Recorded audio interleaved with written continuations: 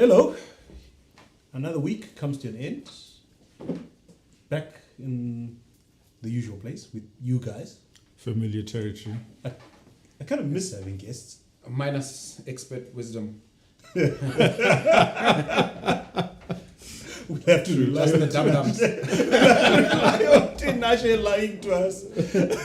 Well, anyway, have you guys had good weeks? How's your week? Yeah, I think, the weather was actually great. It was sunny. The sun I think came out, the last 2 weeks it's been raining.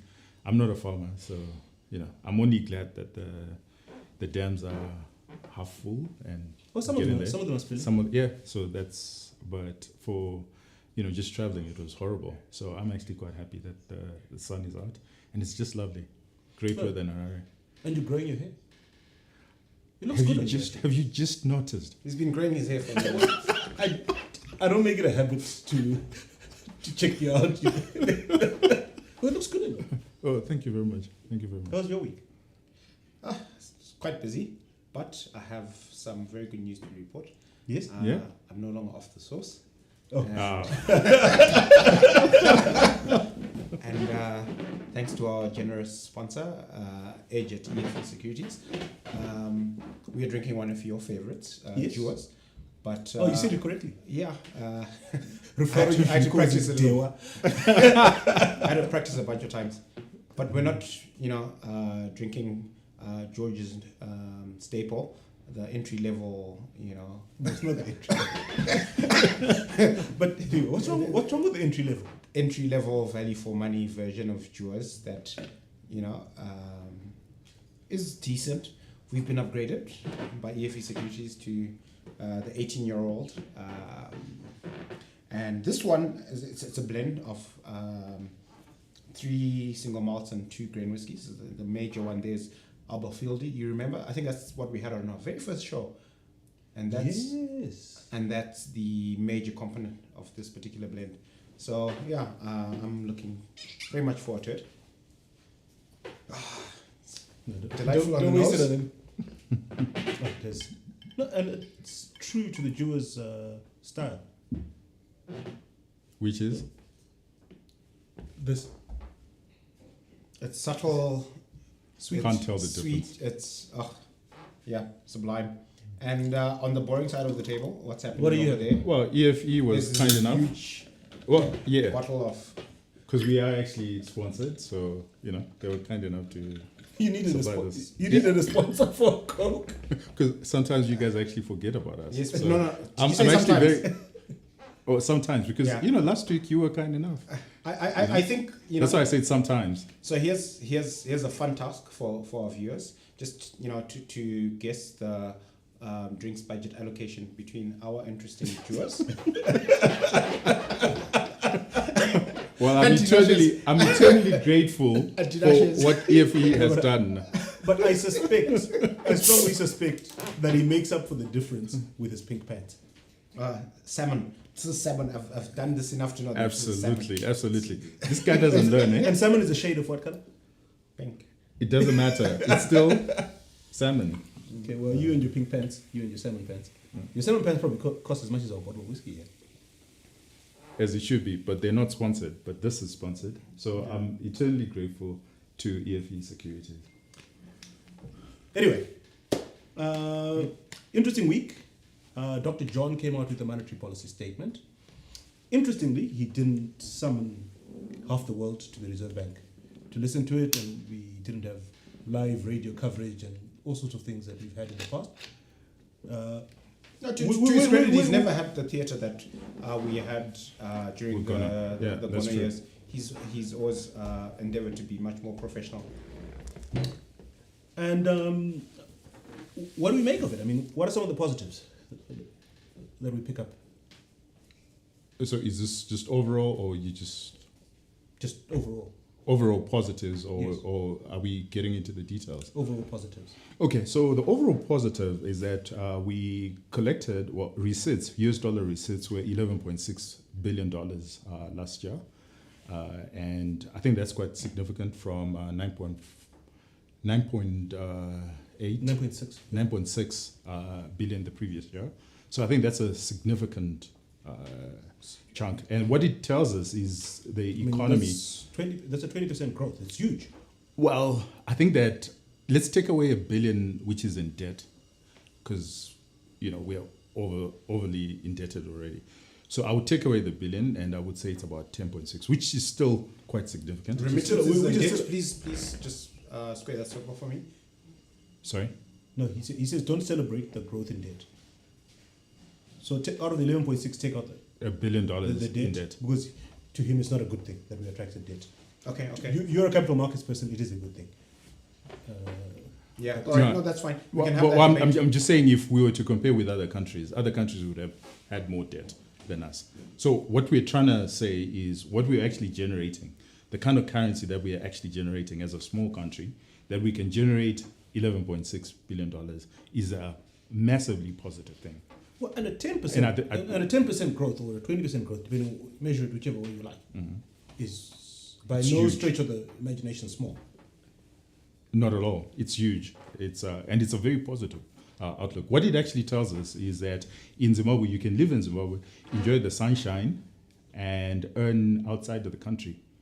And I mean, look, let's contextualize it, right? No. I think that's not being generous enough to Zim. I think that notwithstanding all the challenges with exchange control and other policy issues, what that tells me is that Zim is sufficiently attractive to capital, and sufficiently functional for business that it's able to generate that kind of money and grow its hard currency generation. It's not attracting capital. That's the point that we. No, but you just mentioned $1 billion in capital that came in. No, it's not. Some of it's RBZ debt. That's why I said, let's be wary. Okay, you guys are about to go down a rabbit hole, but I think you're actually saying the same thing. That this is a good thing. We've done something over the last 12 months that brought in nearly $12 billion. And considering that we are a population of 15 million, this is nearly $1,000 per Zimbabwean of hard currency that came in. Yeah. And if you reduce that to adults and people of working age, that's massive. It is by any stretch of the imagination. I mean, if not that we believe in trickle down arguments. No, I believe in trickle down economics, but not in the common man. The way you've said it is such that almost each individual could be earning $1,000 per capita. That's more or less what you're arguing, which I think is significant. No, that's not what he's arguing. It's just a statistic. It's not speaking to flesh and blood human beings. It is when you say per capita. That's what you're saying. No, per capita. Okay, you're both right, children. But anyway, make your point. It's very significant. What I'm trying to say, or what I'm trying to argue, is it's actually very significant. And if it was brought down to each individual, so if we consider it as income, and it was brought down to each individual, it will be significantly more than the 50% that live below the poverty datum line, which is below $30, who actually currently earn $30 or less in our current environment. People who are in extreme poverty. So what it means is we can actually generate enough money for every Zimbabwean. That's the argument that I think you were trying to... Okay, I would put it differently. I would say that what that does is it punches a big hole in this argument that the sky is falling. What it says to me is that in spite of all the things that we routinely complain about in this show around policy and consistency and things in the framework that aren't working, right? There's sufficient resilience and strength underlying the Zimbabwean economy that we are able to operate at that level. Okay, I hear your argument, but I think... actually disagree. But let's peel the onion, right? Sure. And let's see where the growth came from. And where did that growth come from? Part of it came from exports. So I think we exported 7.2 from 8.6, actually. No, those are imports. We imported 8.6. Oh, sorry, yes. Oh, you're reading my notes better than me. I'm actually not reading your notes. Yes, you're right. Yes, 7.2. We exported 7.2, and so that we was benefited from the commodity boom. It's not necessarily productive increases. It's Yeah, just exactly. prices are Well, better. it's a combination. It's a combination. It's more, I think, the prices than increase in production. He's right. Well, I mean, the big line, the big growth came from gold, right? Yes. The biggest line is gold. Yeah. And price of gold went up by how much? Zero. They were actually flat. So where did the growth in Well, gold earnings come from? So I've actually been trying to drill down on that because I think gold was a particularly interesting one. Where But didn't we the change the resets- policy on retention for small scales? Okay, guys, let's actually say something and then let's finish and then someone else can pick it up from. Because you keep interrupting, so we're touche, my we're bad. actually not saying the points that we actually Carry on. need to. So when you look at gold, gold receipts actually went up by 100%, right? But volumes, actual gold volumes, gold output only went up by 20% and price was flat. So a lot of it has to do with just how they are accounting for the gold income. But on platinum, it actually went down by 25%. And this is actually very true when you start speaking to the miners themselves. And I think that this is public knowledge. I think Unki actually came out and said that production actually went down by 17%. And part of it was because of the electricity problems and prices went down. And I think what was the third issue that they raised? This was Unki. But we can see that platinum is having a bit of room. And there's the elephant in the room that they won't say, but you and I can say, which currency is problems. Yeah, but also, the I mean, I like to think about platinum like the antithesis of lithium. So when people talk about lithium and the future, they're talking about this transition that we're seeing globally towards electric vehicles, away from internal combustion engine vehicles, and obviously every battery is going to use lithium, and there's going to be much more demand going forward for lithium, and there's all this excitement around lithium. Now, platinum, more than half the global platinum consumption is in catalytic converters for cars that use internal combustion engines, which are experiencing the opposite of what's happening with EVs. So going in the future, the sales and production of these things is going to be less. And But not now. But not now. Not in these numbers. That's not what the platinum. But that'll fix the platinum price because even if we look at it, the world today. So let's take last year, for example, 2022, the world's largest car market, China, right? It saw a 26% increase in electric vehicle sales, and the sales of internal combustion engine vehicles actually went down last year. No, but Rufaro, Unki is not saying, we dug up all this platinum and we can't find anyone to buy it. Unki is saying, we sold this platinum because we couldn't dig it up.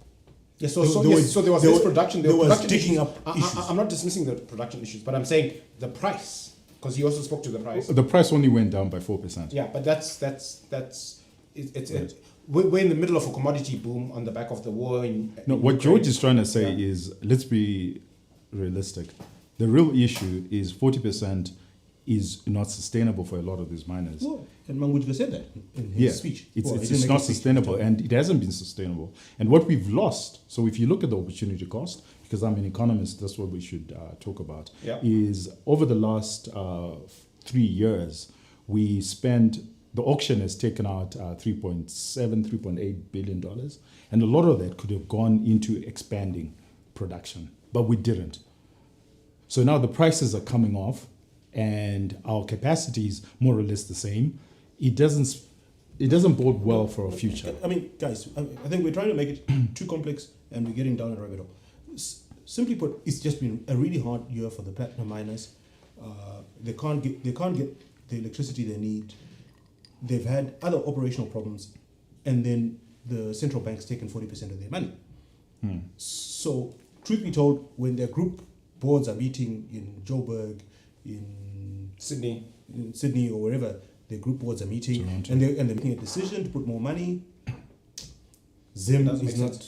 And I guess the opposite is happening in the world of gold, because one of the reasons why the numbers are so good is because the retentions for so-called small-scale miners is 100%. So if you actually look at the split of production and deliveries to Fidelity in 2022, more than 70% are small-scale miners. So, because it makes sense. But the question is, are they really? Well, we then be getting into So speculation. another line item that we should talk about, and I'm quite interested to hear what your thoughts are, is agriculture, is tobacco, which went up.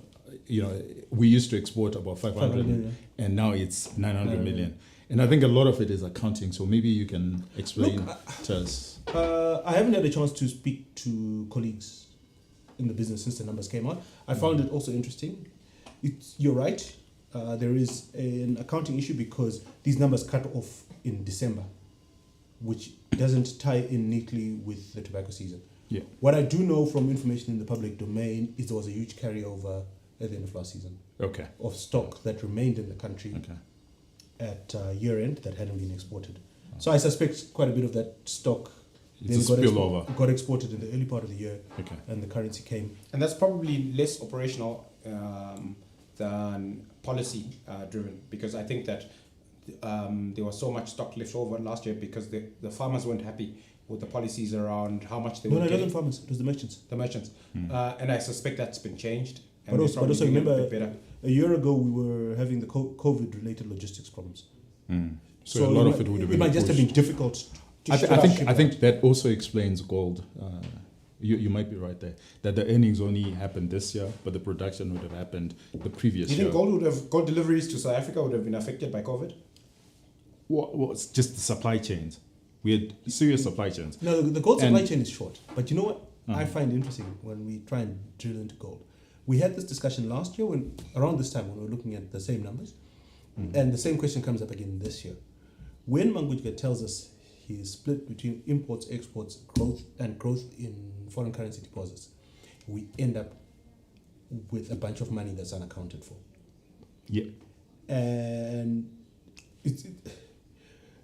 I've still got the question. In my rough numbers this year, the number that's can't be explained from these Unaccounted numbers for. is about $2 billion. Yeah. It's actually increased. Remember Yeah, last last year year was- it was a $1.1 billion Something like that. that we So were I discussing. suspect when you look at a commodity like gold that the Reserve Bank is heavily involved in the export of, I suspect you can't look at it without also looking at the flow of the US dollars. That's what I mean. There may be That ebbs the and receipts- flows that Yeah, offset. the receipts only happen this year, and yet the production happened the previous year. Or the other way. Yeah, it could Or the be. receipts might come, depending This on way. what structures the Reserve Bank has done, the receipts might come before the Earlier production. on.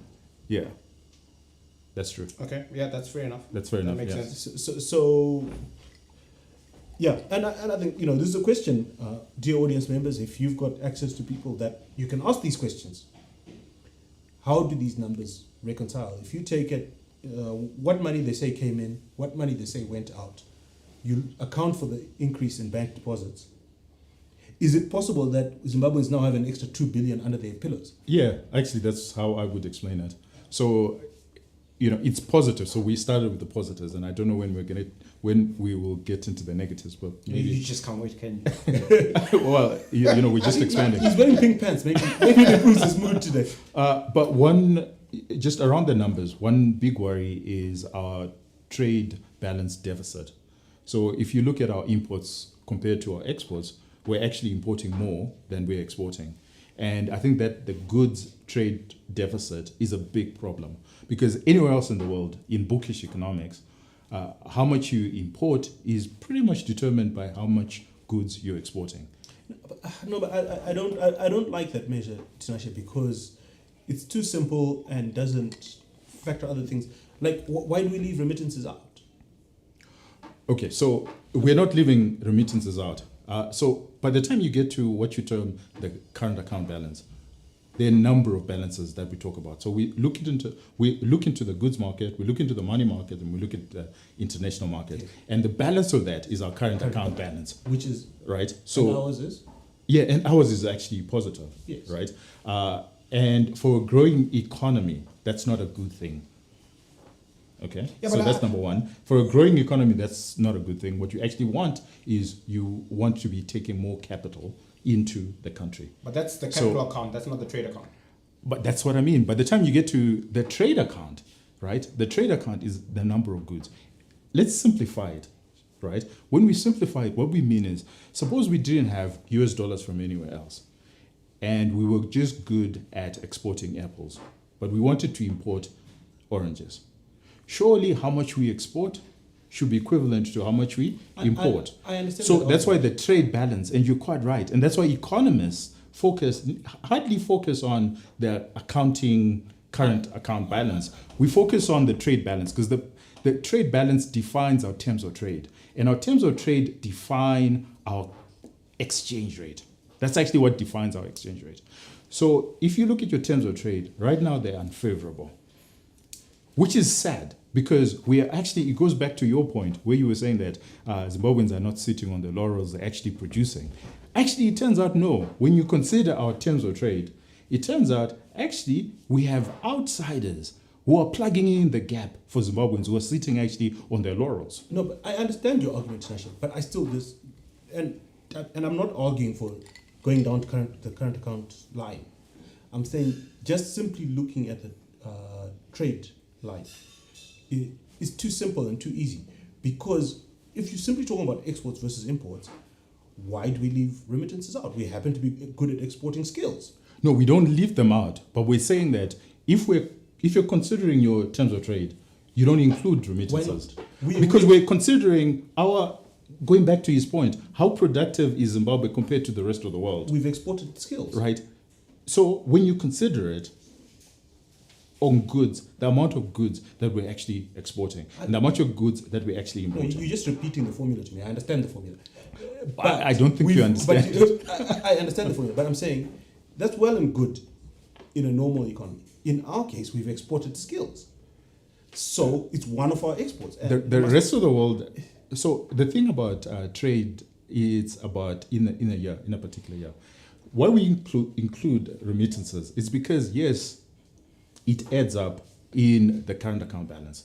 It all adds up. FDI, it all adds up in the current account. But when you're looking at how competitive is Zimbabwe, and this is what you're actually missing. The point is we're actually exporting a lot more commodities, and that's a big worry, right? And I think Rufaro has actually highlighted some of the problems that we have in exporting commodities, with particular reference to platinum. But what we're saying is we just want to know how competitive and how productive is Zimbabwe. But I think there's some naivety involved in analyzing the trade account, the official figures at face value, because we've got to be cognizant of the very real incentives on the ground that would distort those numbers in particular ways. So on the export side, right, because of retentions and exchange control, there is a huge incentive to transfer price value so that something that you should be exporting for, say, $100 a unit, you export it to an intermediary offshore for $50, and you bank, and then you do the other leg from 50 to 100 offshore, free of retentions and the value loss that's involved in our exchange control. And then the same happens in the opposite direction. There's an incentive from an importer's perspective, right? So for an importer who's getting money at auction, importing something whose unit price is $100, they have a perverse incentive to reprice it to $200 and ship out $200. So when you look at the official numbers, they don't include those perversions, which we can't quantify because it's criminal. No, that's happening. That's actually what we're doing. We're actually quantifying those perversions, because what you're actually saying, and I actually totally agree, is if our terms of trade were proper, these arbitrage opportunities would not be there. These perversions would not be there. So the cost of these perversions is actually $1 billion. That's why terms of trade are very important. And then the second thing, the other cost is this positive that we have close to 12 billion that we're attracting. In a normal economy, without any perversions, what do you think our bank balances would be? What do you think the Reserve Bank reserves would be? This is where we started. The missing 2 Right. billion. That's what I mean. Because of the perversions, we can actually now quantify that actually this missing 2 billion is actually under our matrices. And that 2 billion, ideally in a normal economy, if there were no perversions, if there was no arbitrage, if our terms of trade were proper, our banking system would actually have 2 billion. That's number one. Number two, our banking system, primarily the central bank, would have reserves of 2 billion. So our problems have nothing to do with our economics. It's just that we're wasteful.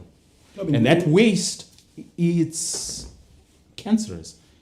And that's our problem. Okay. And we haven't even officially started on the negatives. Actually, that summarizes the negatives. We're wasteful. But please, go ahead. Yeah, I'm wondering whether I want to respond to that yet. No, let's carry on. Maybe we're just looking at the positives. Look, the governor, he did listen to us. Nobody else. I mean, he watches the show and he listens to what we have to say. And he had a couple of other positive things to say. Yeah, he actually does watch the show. Hi, Governor. He's going to reduce interest rates. I mean, I'm waiting for more color on that because he only gave. How is that a positive? I'm actually waiting for. It's less bad. I'm waiting It's less to bad how to have how, more how is it- negative real interest rates? Yeah, how is that a good thing? Well, they're no longer negative real interest rates. Inflation is running. They were high negative. for a long time, but now They are No, negative. inflation- They've been negative inflation the it's whole is- running time. at 100%. No, Yeah. what inflation number are Which you using? inflation? The blended. CPI. Oh no, No, so George. you actually don't even know what Yes, inflation the is. A blended CPI. 230%. Yeah, but I'm using the blended CPI. No, why would you do that? Yeah, what would you even use? What do you buy with blended currency? You've got like of everything that you consume. When you say what's I've got blended dollars. I'm going to pay with blended dollars. I've got a multiple choice of inflation No, rates. I'm gonna pick that one. this is the silliest thing you've said all year. Okay, so you. I think it's because he now knows that the governor is watching. I mean, Governor, when you're allocating forex. that's a purely academic creature. No, but blended rate. okay. So it doesn't work in the real so- world. Okay, so maybe I'm speaking out of special interest. As an entrepreneur and a businessman in this country, I'm happy to hear interest rates are coming down. Yeah, that's actually very bad because you see the whole thing that you want to happen with interest rates is you want them to be real. You want if you want the Zim dollar to be functional, right? Notwithstanding its high inflation, right? If I have a Zim dollar receipt of say $10,000, right? If for me to be comfortable leaving that money in a bank, knowing that I'm only going to want to spend it, in a couple of months or whatever, right? I must be earning an interest rate that keeps up with inflation so that my purchasing power doesn't diminish between today and the time I use it. So if the interest rate is effectively negative, right, you're basically telling me that banking my money is a losing proposition. So, and if I can't bank my money, what am I going to do every time I receive some dollars? I'm going to try and buy currency or groceries or whatever that I know is going to retain value. And that's bad for the currency at a very high level. If people don't have faith that a currency is going to hold value, then they're not going to use it or they're not going to save in it. And the one thing you can do to ameliorate that is to have real interest rates. If I'm getting a rate that's going to keep up with inflation, that's a positive. So if you reduce the rates, you're helping the guy who's borrowing, who's in this instance, you seem to have a clear bias. Right? So George and his business are now going to be able to borrow money at a negative real rate, but the guy on the other side of the trade, the depositor, he's getting royally screwed because I don't think you're allowed to say that on the oh, okay. He's Fill getting the blank. abused. Fill the blank. Use a more politically correct adjective, right? Because when that guy goes back to his bank balance to use it, he's going to find that he can buy less. So it's I bad. think I would like to support what Rufara is saying, and I think the bigger question that we need to ask, especially to someone like you, George, who believes that lower interest rate is positive, is what has been the cost of government profligacy and everything, the high inflation? Who has been bearing the cost? What's the actual cost over the last 3 years or 4 years since we introduced the Zim dollar? What has been the actual cost? These are the people we don't see. And in a lot of discussions, what tends to happen is people talk about who the winners are. So George, the entrepreneur, well, agriculture. Yeah, exactly. And Command Agriculture. He buries all his inefficiencies. And they forget that on the other side of the equation, there's actually somebody who's paid for your waste. Remember what I said about the overall idea of what's actually happening in our economics is there's a lot of waste. And someone is paying for it. Over the last 4 years, someone has actually been paying for it. And that pair has been the saver, the pensioner, the worker. They have been paying for George and his experiments in agriculture and experiments. Everyone else. Yeah, because you know what is actually quite disconcerting about the Zimbabwean economy is actually that production has not increased. So if you look at the amount of support... You said gold's gone up? No, and platinum has come off. So if you look at what has been happening, the amount of support that has been churned out by the central bank or treasury to what you are terming productive sector. So whether it's importers, productive sector. Whether it's importation of goods and services, whether it's command agriculture, whether it's low interest rates, when you consider all that, you would expect that by now, if this was happening in Kenya or elsewhere, aggregate demand, aggregate output would have increased by about treble. So we should be actually, when you look at the amount of support that farmers have received, that businesses have received from government, this economy should be a $60-70 billion economy. But that hasn't happened. But what has happened, and this is what's quite disconcerting to a lot of Zimbabweans, is that the poorer have actually become poorer, right? But lots and lots of people now keep money stashed outside of the country. So your entrepreneur, George, who's I don't even know how to do that. Well, lots of people. That's why they've been using the auction, because they use that arbitrage. And that's what Rufaro was talking about. They use that arbitrage to actually siphon and keep their money outside of the country. And everything, and what we then experience is this huge conspicuous consumption, but it's being funded not by production, because the production would have come out in our terms of trade. Terms of trade actually tells us that we are not being productive. But why is this money that's floating around? It's because of arbitrage profits, and it's because of this skewed... Yeah, okay. Okay. Moving on. I'm still trying to be positive here. Okay. The governor says he's going to let the banks partake in some of the surrendered foreign currency. Well, first he says he's going to reduce the surrender requirements across the board. Well, he's going to unify them across the board, and he's going to reduce the de facto from 40 to 25%. And now everybody loses the same amount. Isn't that positive?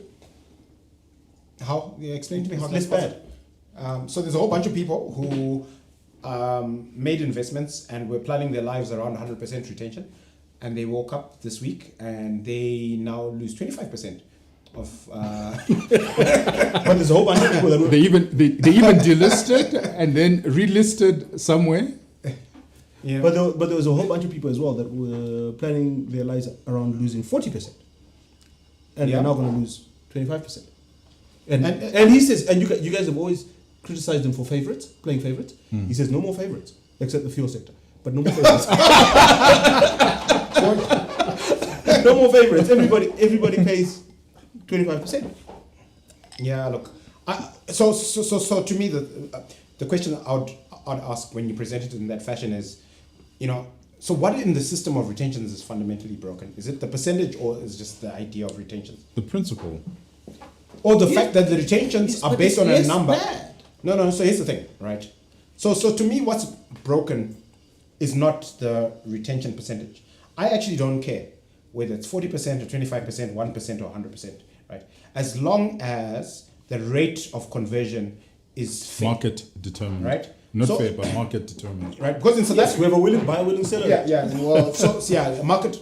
So in South Africa, for example, everybody who exports is subject to 100% retention. The moment your hard currency hits your account, it's converted to rands at the rate prevailing on the day. And nobody complains about this because nobody thinks that the rate is prejudicing them. Right? The problem in Zim is not that the retention is X% or Y%. The problem in Zim is that the rate of conversion is where we have a disagreement. Well, a rate of conversion, but there's another principle that I would like to argue that a lot of people don't understand. It's very simple, straightforward economics. That an investor or an exporter, if you take away their dollar, they should be able to get it back, and at no cost, at no loss. At no loss. That's the principle. So when you look at South Africa and elsewhere, yes, they take away that dollar, but if that exporter wants the dollar back, there's no loss. They can get anything. Well, there might be a loss, but there are market solutions to that loss. He can buy. He can hedge. He can buy an instrument. Also, he can to hedge that loss. But the quantum in which he brought in, he can still get it back. The problem in Zimbabwe is an investor comes in with a dollar, and when they want that dollar back, or they export a dollar, and when they want that dollar because their expenses, and I think that's what the miners But they want to expand. They want to do something positive. Exactly. Employ more people. Or they're given less, or they're given Zim dollars that they can't use, which is actually quite interesting because I think the governor got into a bit of well, I don't know how to put it across, but it's a paradox, right? You're struggling with words. This happens sometimes. It actually does. It's a paradox. I'll use the word paradox because it's actually funny. Because here's the central bank governor saying that Zimstats and himself believe that 76% of our economy is now in US dollars. Yes. Yet he was giving someone 40% in Zim dollars. And yet he knows that actually 76%. That doesn't need 76% to operate. Even if they're at a not, minimum. even if they're not importing. Exactly. Just to operate locally. You know, and he was quite happy to give that person 40% in Zim dollars at a discount, at a 41% discount. I mean, how do you run central banking like that? And I think this is our problem. George, maybe we're a bit slow. How is this a positive? It's less bad. But I mean, I think you've elucidated the problem and the conundrum quite well. And I've always been a proponent of, instead of retentions, introducing a tax. Because this money is gone to fund the state. Let's call it what it is. If it's a tax, if it's a special tax, call it a tax. It goes, everybody knows they pay this tax. But after you've paid your taxes, the playing field is level. I tend to agree with you, right? And the reason why I tend to agree with you because what you're trying to do is to just level the playing ground. Because this idea of playing favorites, even with the importers, remember, it's not every importer who's equal. There are certain importers that get this currency and some just don't, right? And I think that's a problem. But the issue is if you were to introduce, suppose you were a miner and you were to come into Zimbabwe and you were told that there's over and above your royalties and everything, other tax that you had to pay, there's this extra, 25% or 40% subsidization tax. Exactly, that you have to pay. No one would produce. And if you think about how central bank and treasury have done this, it's disingenuous in a lot of ways. Is that they introduced these policies right in the middle of somebody who has already come in. When investors are already here. Because when investors came into Zimbabwe, they did not factor the 40% surrender.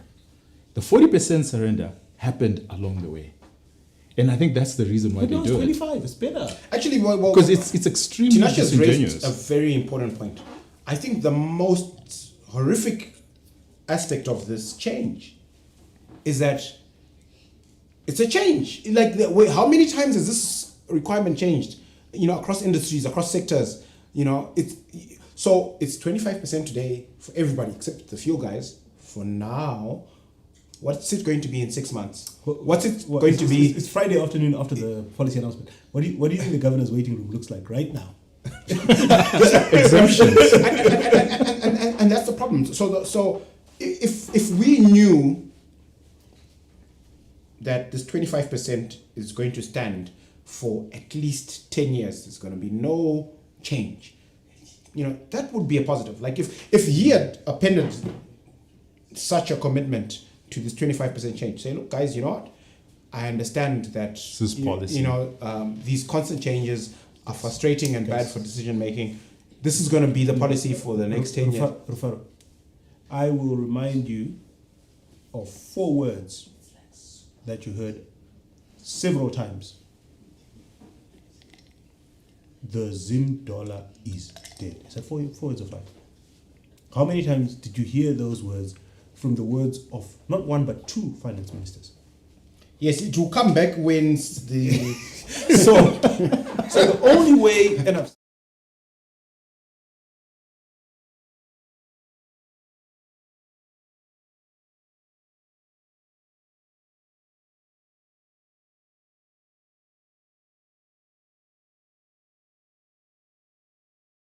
fundamental problem in this announcement is the changes. And like if I zoom out a little bit more, right? I remember 4 or 5 months ago we were having a conversation when interest rates were raised, and this made George sad. And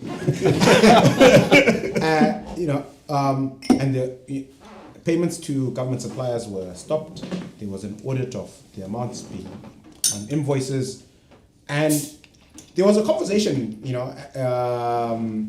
all over Harare in my world, where people said, you know what, I think these guys have changed. They're done with printing. They realize that the movement of the rate is bad, and they don't want to see it happen going forward, and they're determined to take whatever action to make sure that it does not move in this, value destroying fashion. And the argument, I used to frame it in the, I used to say, did you guys think leopards change their spots? And people say, yeah, and I had this argument, and the rate for sure, it didn't move for 2-3 months, and people kept coming back to me saying, Farah, see, I'm telling you, these guys have changed. 5 or 6 months. Right? These guys have changed. They're doing things differently. They understand now. And I was skeptical. I was saying, watch this space. And then one day the governor tweets, if we paid you a lot of money, please don't spend it. But you know what, Rufaro, you know what you're actually raising is a more fundamental question. I don't know if you realize this. But what it's actually telling us is that these guys actually know that these policies don't work. So when they introduce 40% surrender, they know it doesn't work. Because going to your point, George, and to your point, Rufaro, is if it actually does work, they should be able to say, you know what, for the next 10 years, it's 40% and these are our rules. But they actually know that these rules don't work. So they're introducing them because they actually fund their excess expenditure from Treasury. They know that this is the mechanism in which they can fund government expenditure. Okay, changing gears slightly. I mean, when you look at the overall complexion and tone of the thing, when I read it and I saw the governor telling us that 77% of the economy is 76 point something. 75 point. What was it? Okay. Yeah. 3/4 of the economy is dollarized. I saw him saying, well, this thing about bank capital things, I'm thinking about it, and let's not be so obsessed with this 30 million number. Let's look at capital adequacy, and let's look at the whole thing again end of 2023. So we started at 100 million. And then 30 million we're starting to say, well, can I finish my point? Yeah. Then I saw him saying, well, I'm not going to take all your money now because I realize that you need it. When you've got foreign currency, I'm going to take a little bit less. When I read it, I thought the whole tone of the whole thing was the governor sort of saying, using dollars not working. It's true, we're actually a US dollar economy and we should go back there. I don't know, what's your take on that? He's prepping us for what's inevitable. And I think that there are people perhaps within government or politicians who are very gung-ho on the Zim dollar. And this is his way of actually laying out the books, as it were, and saying that actually the reality is nobody trusts the Zim dollar. And if you think about it, over the last 3 years, the Zim dollar has lost 99% of its value. So if you had a dollar... 0.99. Well, now we are on the recurring decimals. recurring decimals of It's 99. like, where are we in the nines? Yes. Yeah, exactly. So what you're saying is, if you had one Zim dollar, now at 1-to-1, whatever you had at 1-to-1 is now worthless. it's worthless, If you still have it. right? And this was really driven by Treasury and central bank policies, and people have lost faith. That's the reality. And what's even worse, what he's talking about when you look at the financial services sector, and I think I tend to agree with you, although I'll be more bombastic in my assessment. You naturally are. And I would say that if you're the central bank governor and you're looking at the financial services sector and you're looking at all this money that actually came in but didn't stay in the financial services sector and it's under people's mattresses, I think you should be worried. Well, And it goes back to lack of confidence. There's no confidence whatsoever in the system. Before you look at it like that, which requires a lot more imagination, when your director of bank supervision gives you the monthly report of bank capital, and you say, okay, convert it to US dollars, and then he gives you the number, then you say to him, what rate did you use? And then you quickly do the mental maths With the actual rate. with the actual rate that you just swiped for medication for your daughter downstairs. And then you ask yourself, Worried. what did this report look like 5 years ago? Total bank loans in 2013 were $4 billion US dollars. If you put them to current dollars, that's about maybe $5 billion US dollars, today's dollars. Today, total loans and advances in our banking sector, it's about, if you're generous, 1.5 billion. But I'm not as generous, so I would put it at 1.2 billion. And a big chunk of them are command agriculture debts with a government guarantee. There you go. That haven't been paid, but are guaranteed by the state. So if you look at the largest bank in Kenya, Equity Bank, its total loans and advances is $5 billion US dollars. It's just one bank. So I think Its capital? I haven't looked at its capital, but Oh, you really? can make. Yeah. I think George called it correctly. I think one of the fundamental differences between, the so-called Second Republic and the Mugabe era is that, so during the Mugabe era, when Think slowly about what you're about to say. And whether you want us to be associated with you. so when there was a policy era, like going back to July, I think it was July 2007, prices, right, and saying, look, these are the price levels that we should see in supermarkets. That's our story, and we're sticking to it. And the supermarket shelves emptied, right? It was obvious to everybody that that wasn't the intended outcome of this policy. It's not great. We have empty shelves. We're now a global laughingstock. Everybody's talking about how there's nothing in supermarkets.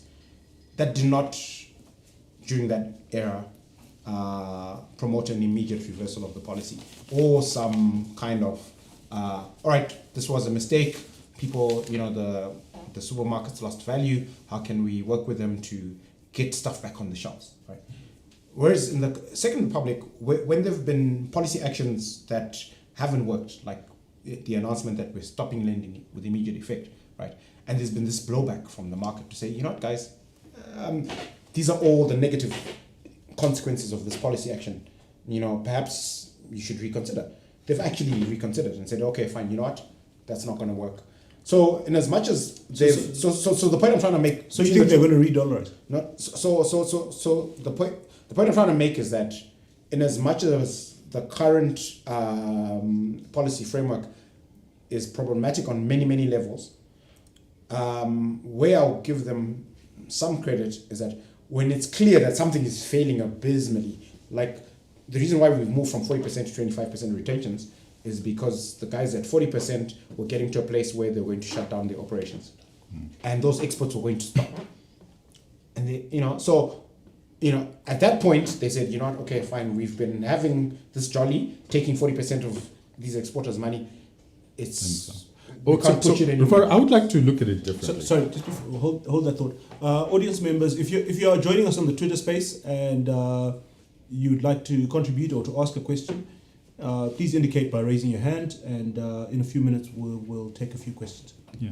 So I would like to look at it differently. I think that the previous regime, if you look at the Mugabe regime, we didn't have a dual economy, right, or dual currencies. The problem that we currently have with the dual currency is that there's an economy that they have total control over, which is the Zim dollar economy. So they can be extremely punitive in that economy, and they can do whatever they want, like the previous year. Can? They are. But there's this dual economy, which is the US dollar cash economy. They have no control over. And I think that the simple difference is that currently they can recognize that they have no control over, and they just have to accept it. Because it's not like people will stop using US dollar cash if, for example, SI 133 were to change and you no longer could use US dollars. People will still use US dollars.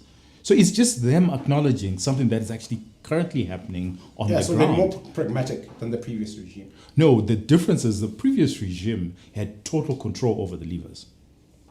Well, so if you... Because everybody, so how we'll put it across is that there was money illusion in the previous year. We had never suffered hyperinflation. So people like George could borrow at low sub-economic interest rates, and nobody cared that actually your pension fund, there was a problem with your pension fund. And eventually when they found out there was a problem with your pension fund, they didn't blame the government. They blamed the insurance, right? But I think that this time around, people are not blaming the insurance companies. They're not blaming government. People are alive because they are alive to the exactly, and they now realize the value of US dollars, and they're thinking, you know what, I will plan my own retirement if I have to. I will ensure that my kids go to good schools. I will ensure everything, my lighting, my electricity, my water, everything is self-sustained.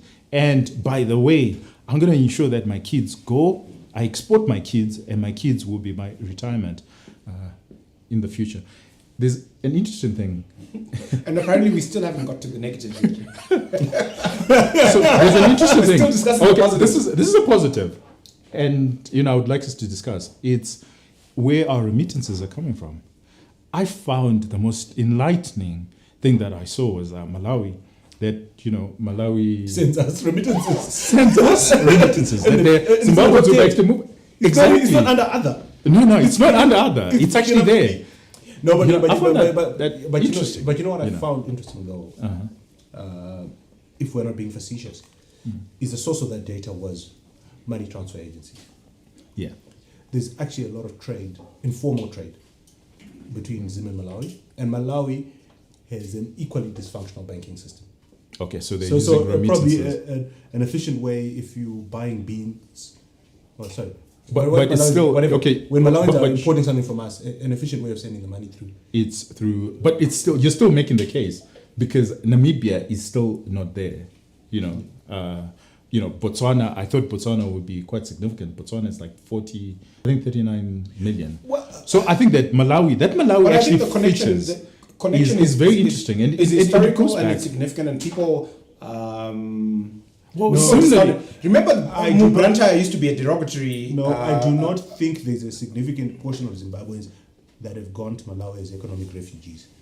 No, but I think that this is significant. No, opportunity. Let's not call them economic refugees. That's what they are. But opportunity. I think that there's government to say opportunity in Malawi. I'm not making that case. The case I'm making is historically during the federation years, a lot of Malawians came to be laborers in Zimbabwe. So you expect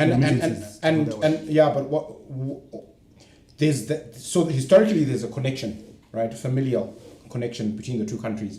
And I think that's probably where that trading is coming from. That's underpinning that. But that's also true of Botswana. That's also true of Zambia and Mozambique. No, look, if you go to Nyamapanda border, you will see there's a lot of goods crossing the border in both directions. But whichever way it is, why I look at it as a positive is it actually speaks to the ingenuity of our Zimbabwean entrepreneurs, or as a people, whether it's skill or it's trading, whatever it is. Remember, it's also not just true of Malawi, it's also true of South Africa. There's a lot of trade that actually happens, especially between Limpopo and Beit Ridge. So it's true that it could happen that it's skills or it's actually business. But I really don't care. He's making my argument for me. Anyway. No. Actually, I'm agreeing with you. But if it's trade, if trade, George, why isn't it going both ways? It probably does. But we only measured remittances in one direction. That's all that's in the report. Okay, fair enough. It doesn't matter. The only argument I'm saying is that we have such a significant trade with Malawi, that something is actually happening in Malawi, to me was very illuminating. The other thing that I found very interesting is the UK. So I sort of, if I'm being naughty, and I'm not given to being naughty, if I'm being naughty is, suppose we were to define our foreign policy based on our remittances, what would your foreign policy be? What would it look like? Would Belarus be anywhere near? No, we would all be obliged to phone the British Prime Minister every Monday and say, "Good morning, sir. How are you?" And if our foreign policy, if you really look at what the UK, and I think it's just phenomenal, when you look at the numbers of Zimbabweans that are actually in the UK and the amount of money that they're sending, the amount of Zimbabweans that are in the US and the amount of money that they're sending, is actually, per capita, I think it's actually huge. But more interestingly is Brexit has actually been good for Zimbabwe. Yeah. So that's why I'm saying that, if you were to look at foreign policy and it was defined by, because anywhere else in the world, unfortunately in Zimbabwe, it might be problematic, but anywhere else in the world, you look at your FDI and you say, okay, where is my FDI coming from? Okay, I've got about $1.6 billion coming into my country. That's a good thing. Where is most of that coming from? Well, it's coming from from South Africa. And you're like, okay, given the numbers, I can sort of expect. But there's this 400 million that's coming from the UK. And just after the UK is America, Australia. And guess what? The UK is actually encouraging more and more Zimbabweans. I think my foreign policy will be a lot different from what it is right now. We're not here to talk about foreign policy. No, I was just being naughty. Do we have any audience members who are asking questions? No, or would like to participate? Yeah, no chat. No? Yeah.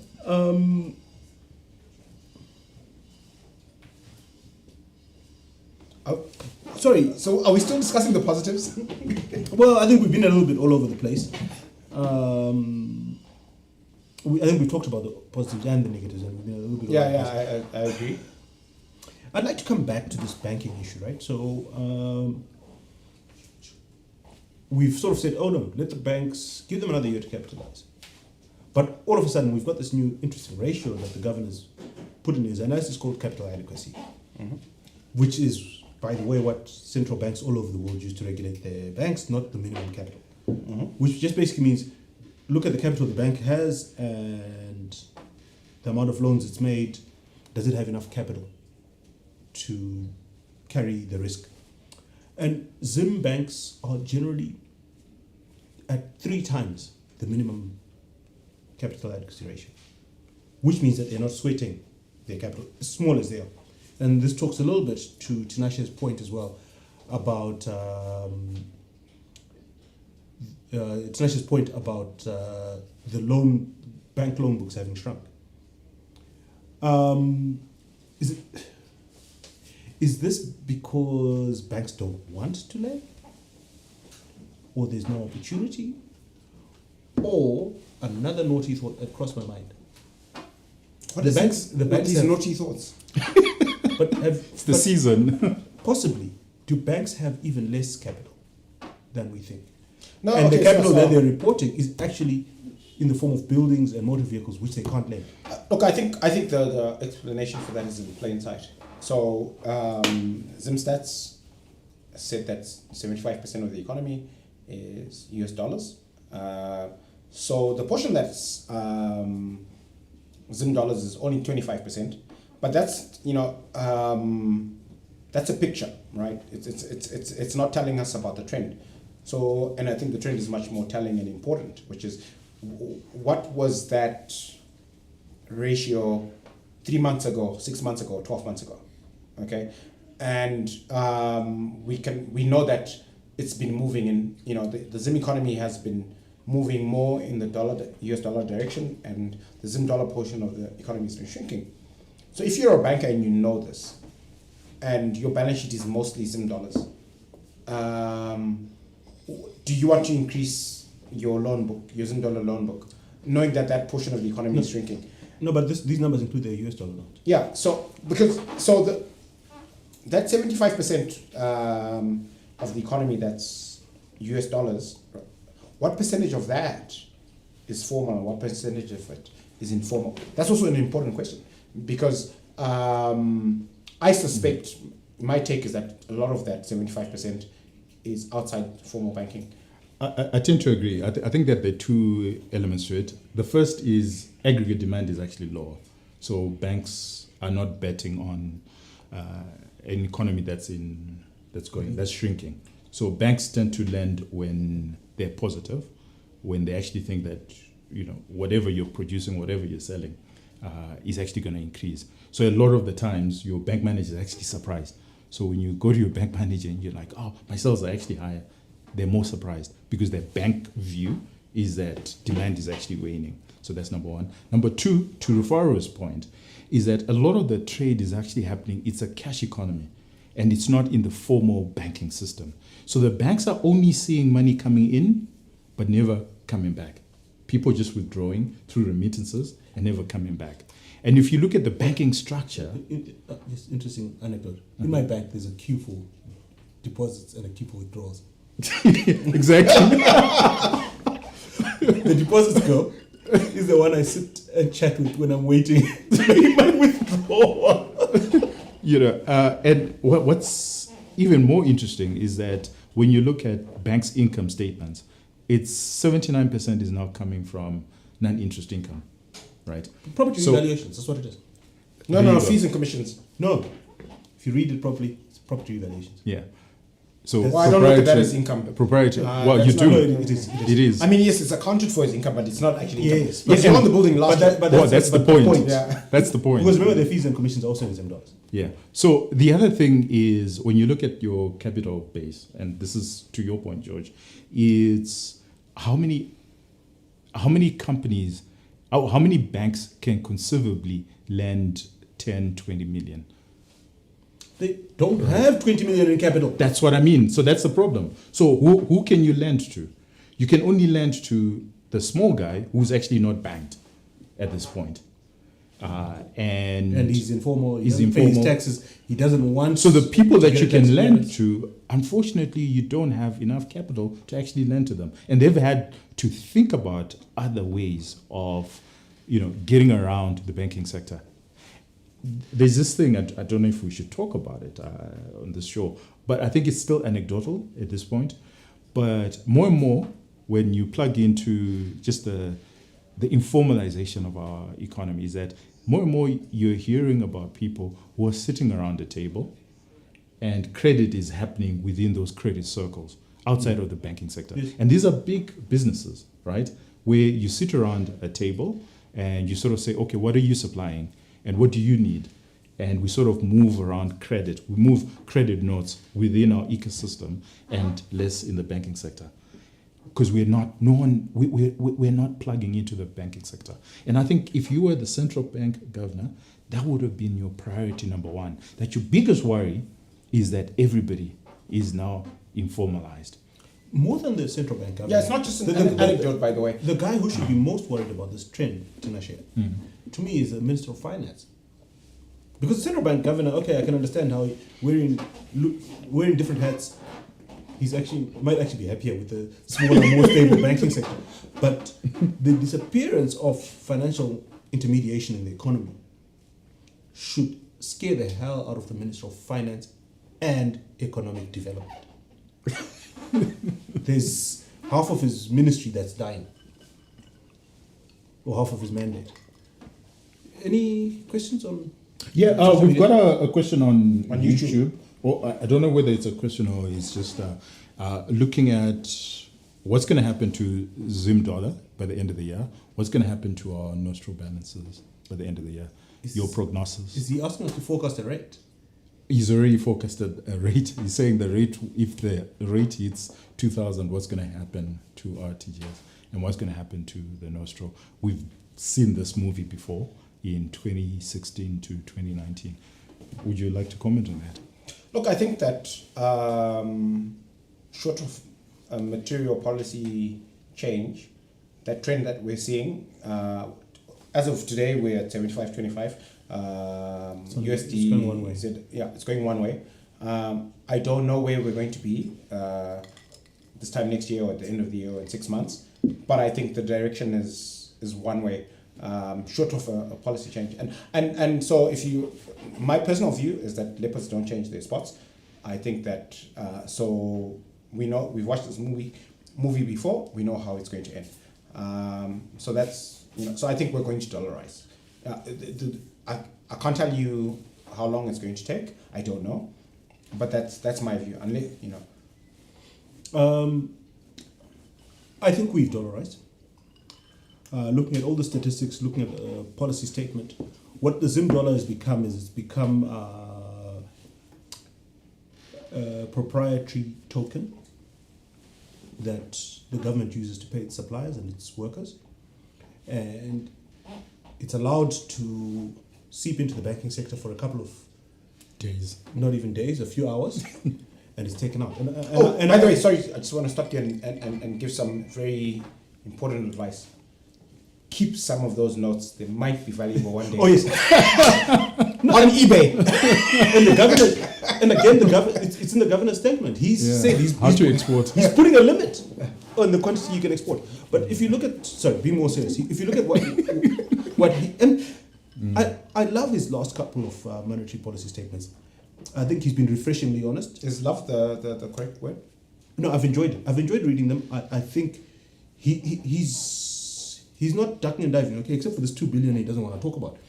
He's laying it out, and he said in this document, look, this is the game I'm playing. When I put money out there, if the banks have it at night, I take it away and I give them back a non-negotiable certificate of deposit. Yeah, what I found interesting about that, George, I don't know what you love about it, but it actually speaks of the disunity between... Hot. That's what he's trying to tell us. Oh, too many masochists on this show. But anyway, my big worry, or what it says to me, is that Treasury, and there's a big fight between Treasury and Central Bank, because this is what's actually literally happening, is Treasury says, Mangujga, make this payment. And he says, but you guys don't have money. Yeah, and they're like, you're going to make this payment. And then he makes the payment. So he makes the payment using government accounts. Then banks are now awash with cash, right? Then he comes back in the evening and he takes that money.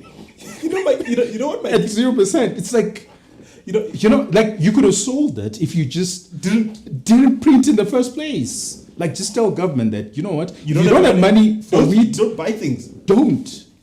I'm afraid. But what he's actually doing is, so you print during the day, and then in the evening, he's taking it away from the banks. Now, it's a cost to the banks, not to the government, not to Treasury. You know the theme song to this game what it should be. My kids love this song at the moment. Mm-hmm. Sigi Po.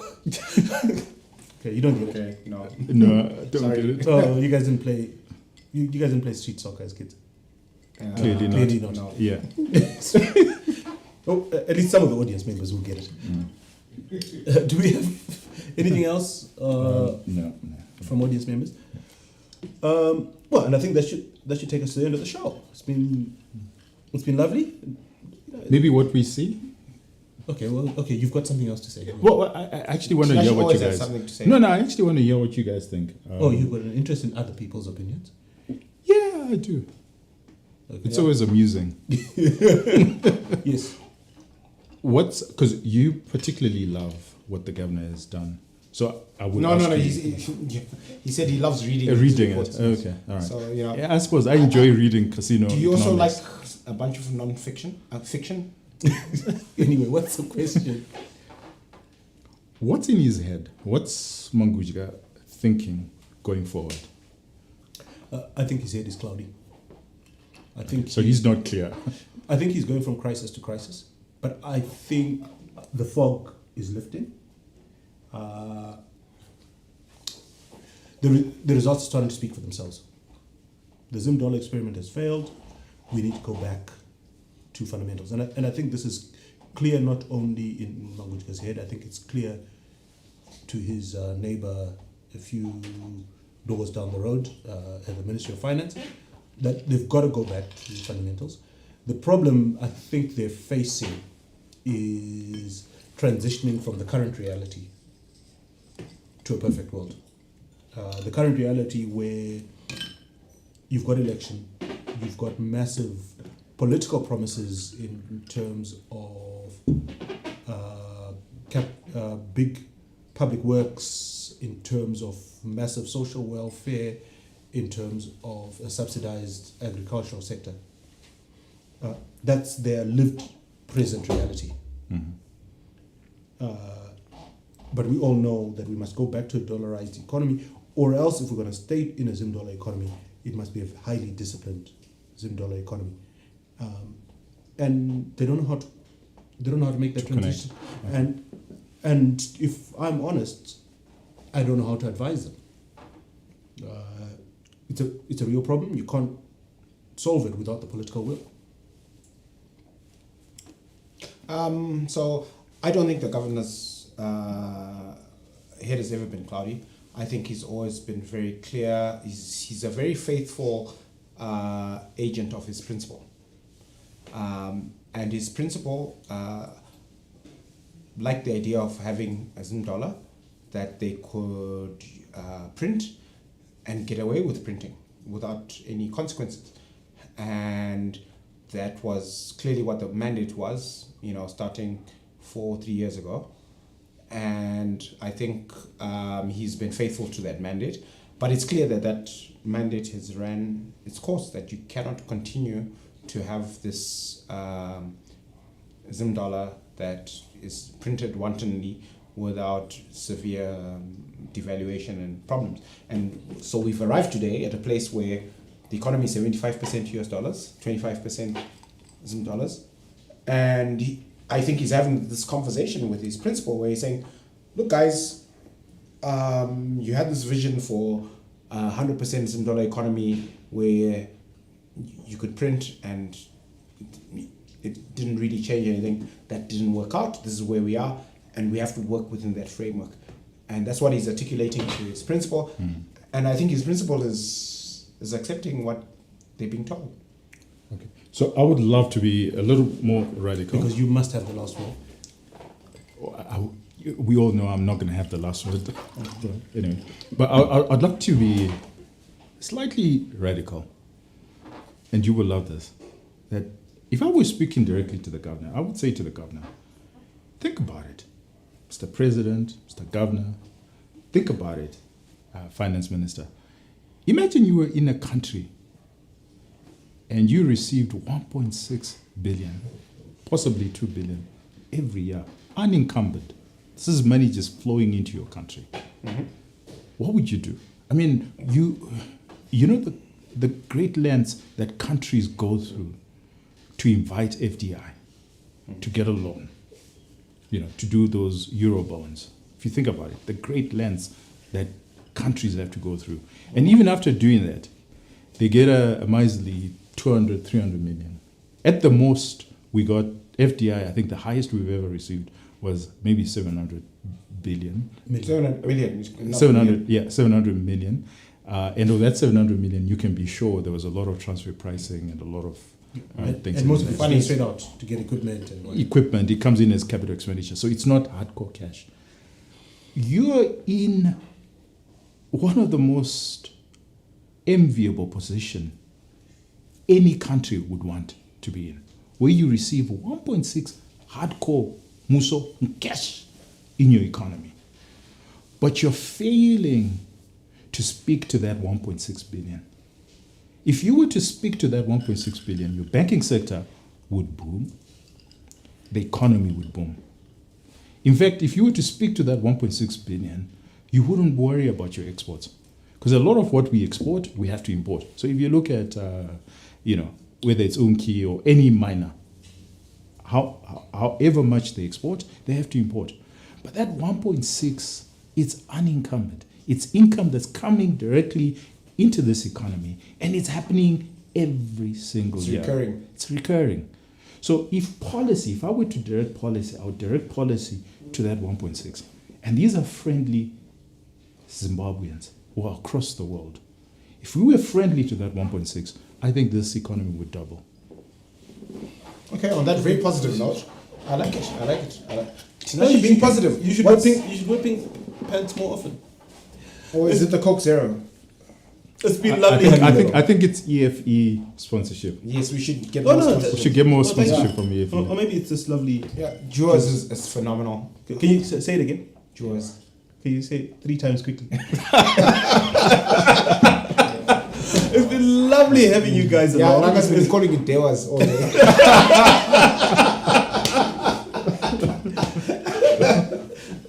Lovely having you along. I think it's nice being back in Our familiar territory and just the 3 of us.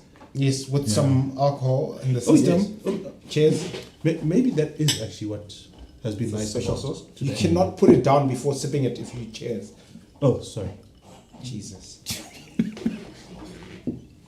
Maybe you shouldn't be drinking this. And as usual, you really ought not take us too seriously. We don't really know what we're talking about. What we're just seeking to do here is to inspire discussion, to inspire debate. And as usual, if you have access to policymakers, please raise some of these issues with them, because at the end of the day, what any of us wants is a better Zimbabwe. Have a lovely weekend. Stay safe. Be good. If you can't be good, Be good at it.